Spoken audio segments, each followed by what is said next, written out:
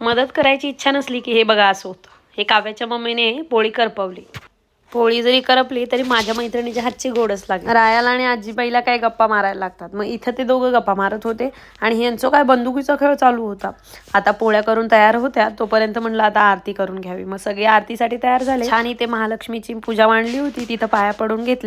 आजकाल सगळं एवढं डिजिटल झालंय की इथे आम्हाला महालक्ष्मीची आरती सुद्धा पाठ नाहीये.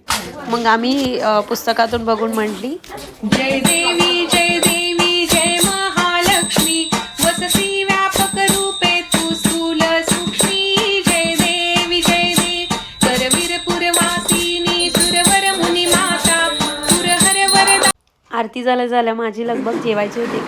आवणीचे पप्पा रायाला सांभाळत होते आणि मी कधी घेते त्याला असं झालं होतं. राया तर दादांकडे इतका छान राहिला की तो त्यांच्या मांडीवर झोपून गेला. मग आम्ही निवांत जेवलो. पण उठल्यानंतर मात्र रायाला भूक लागली होती आणि मग तो गडबड करत होता, तर हळदी कुंकू पण घेऊन देत नव्हता. तरी पण आम्ही कसं बसं घेतला आणि मग घरी निघालो. आजची अशी ही एक सुवासिनी.